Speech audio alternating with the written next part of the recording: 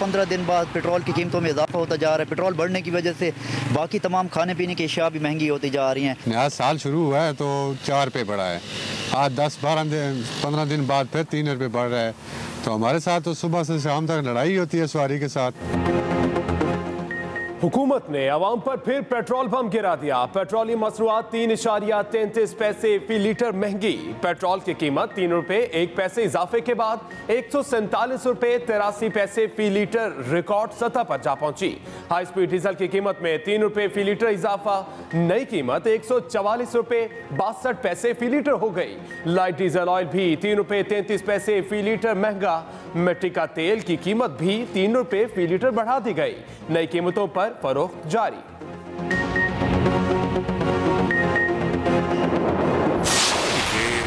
इतना बड़ा जुल्म किया है आवाम के साथ पीटीआई की हुकूमत ने और इमरान नियाजी ने कि जिसकी जितनी भी मजम्मत की जाए कम है। ये इस इमरान खान नियाजी और उसकी हुकूमत की बदतरीन गफलत, इनकॉम्पिटेंस और करप्शन का नतीजा। पेट्रोलियम मसनूआत की कीमतों में इजाफे पर अपोजिशन बरस पड़ी। शहबाज शरीफ ने कहा, इमरान खान और हुकूमत ने अवाम के साथ बहुत बड़ा जुल्म किया। इमरान न्यासी ने 3.5 साल सिर्फ महंगाई में इजाफा किया। बिलावल भुट्टो ने पेट्रोलियम मसनूआत की कीमतों में इजाफे पर रद्द-ए-अमल देते हुए कहा, पेट्रोल बिजली की कीमतों में इजाफा अवाम का मुआशी कातिल है।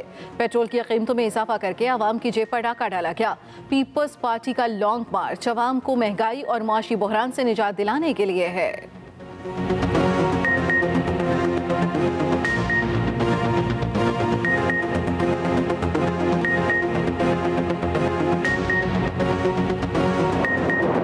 सही वक्त पे इंपोर्ट नहीं की एलएनजी, तो इस वजह से क्रूड ऑयल और महंगी एलएनजी लेनी पड़ी उन्हें। उस वजह से ये बोझ लोगों के ऊपर डाल दे रहे हैं। इस वक्त तो हुकूमत बिल्कुल ही आईएमएफ की डिक्टेशन पे चल रही है।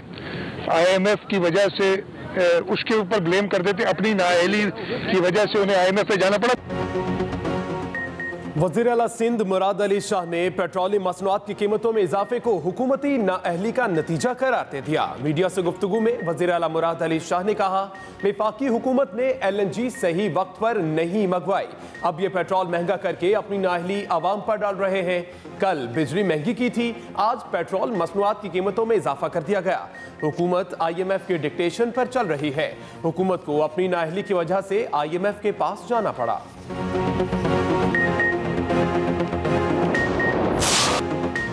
मोहलिक कोरोना वायरस ने कराची को दबोच लिया। मुस्बत केसेस की शरह 39% से बढ़ गई।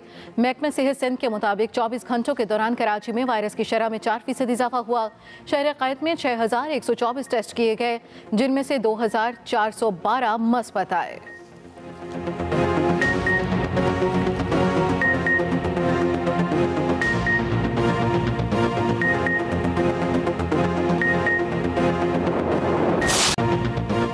कोरोना के वार मुसलसल जारी। 24 घंटों में मोहलिक वबा ने मजीद 9 जानें ले ली। 4027 नए केसेस भी रिपोर्ट। एनसीओसी के मुताबिक मुस्बत केसेस की शरह 7.8% हो गई।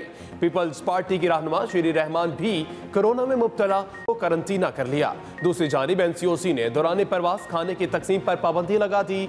पीर से पब्लिक ट्रांसपोर्ट में भी स्नैक्स और खाना तकसीम करने पर पाबंदी होगी। तालीमी इदारों, अवामी इज्तिमात और शादी हॉल्स बारे फैसलों के लिए इजलास कल बुला लिया गया।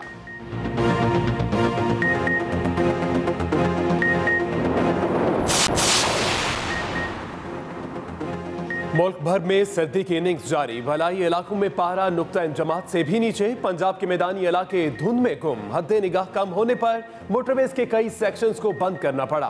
कौमी शाहराहों पर भी ट्रैफिक की रवानी मुतासिर। धुंध की वजह से हरूनाबाद, खुशाब, बोरेवाला, चिश्तियां, वेहाड़ी और आज़ाद कश्मीर के इलाके डोडियाल में निज़ाम जिंदगी मुअत्तल होकर रह गया। दूसरी तरफ एनडीएमए ने 18 जनवरी से मुल्क भर में बारिशों और बर्फबारी के नए सिलसिले की पेशगोई कर दी। खैबर पख्तूनख्वा, गिलगित बल्तिस्तान और कश्मीर के कुछ इलाकों में लैंडस्लाइडिंग का खदशा भी जाहिर कर दिया। सिंध का नया बल्दियाती निज़ाम नामंजूर। कराची में जमात इस्लामी के धरने का 17वां रोज। हाफिज नईमुर रहमान कहते हैं, आज शाराए फैसल पर एहतजाजी मार्च और धरना दिया जाएगा। कराची की हक तलफी और इसके साथ जुल्म किया गया। हम सूबे और विफाक दोनों से कराची का हक मांगते हैं।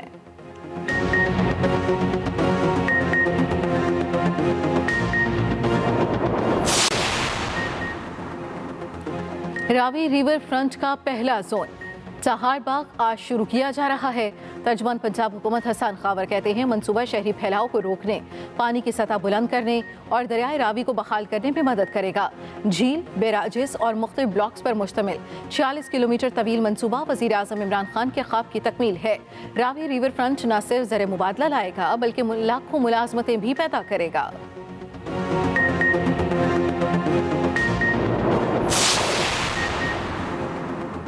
सिंध का गैस बहरान पर वफाक हुकूमत को खत, वफाक से आईनी हक देने का मुतालबा। वफाकी वजीर हमाद अजहर को गैस की दुरुस्त तकसीम करके देने की पेशकश कर दी। महकमा तवानाई सिंध ने खत में लिखा, वफाक के पास सलाहियत नहीं तो सुई सदर्न गैस कंपनी हमारे हवाले करे। शहरियों को नवंबर से गैस की बंदिश और कम प्रेशर का सामना है। तजारती हब कराची के मकीन मुश्किलात का शिकार है।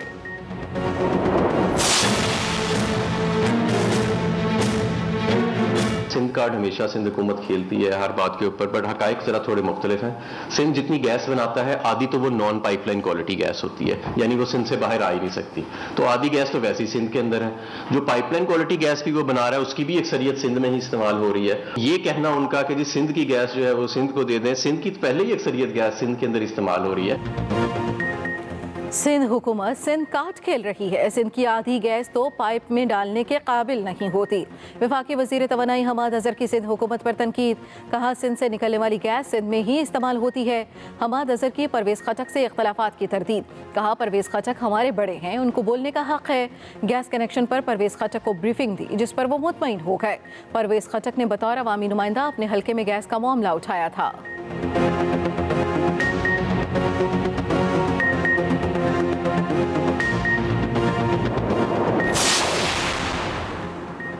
अवाम जान चुके हैं हुक्मरान नालायक हैं, मईशत का बेड़ा गर्क किया जा रहा है और कहते हैं बेहतरी के इशारे मिल रहे हैं। पीजीएम सरबराह मौलाना फजलुर रहमान मानसहरा में हुकूमत पर बस पड़े, कहा मुल्की मईशत की पॉलिसी IMF के हाथों में चली गई तो मईशत कैसे बेहतर हो सकती है। इमरान खान चाइना में कहते हैं कि पाकिस्तान मेगा प्रोजेक्ट का मुतहम्मिल नहीं हो सकता।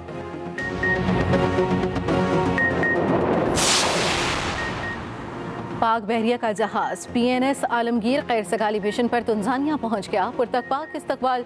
तर्जुमान पाक बहरिया के मुताबिक मिशन कमांडर की अस्करी हुकाम से मुलाकातों के दौरान दो तरफा बहरी ताउन पर तबादला ख्याल किया गया। दोनों ममालिक के बहरी जहाज़ों ने मुश्तरका मश्क में भी हिस्सा लिया।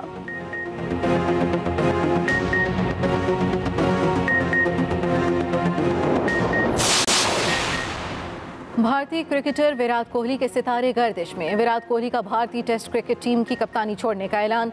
स्टार बल्लेबाज कोहली ने भारतीय टीम की कप्तानी 7 साल तक की।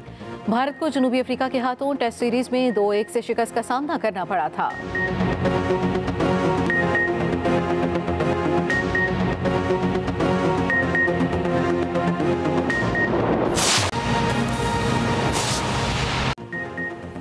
अस्सलामुअलैकुम, आप देख रहे हैं एक्सप्रेस न्यूज। मैं हूं हमजा शफीक और मैं हूं नबीला सिंधु। हेडलाइंस आपने जानी, बुलेटिन का आगाज इस ब्रेक के बाद।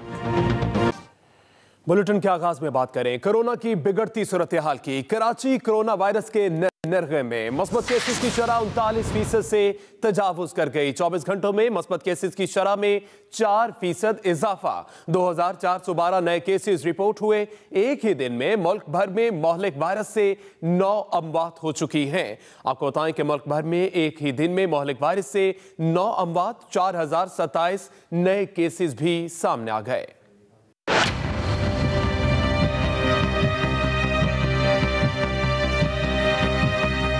मुल्क भर में कोरोना वायरस के वार्ड जारी। कराची में कोरोना वायरस की शरह 39% से बढ़ गई।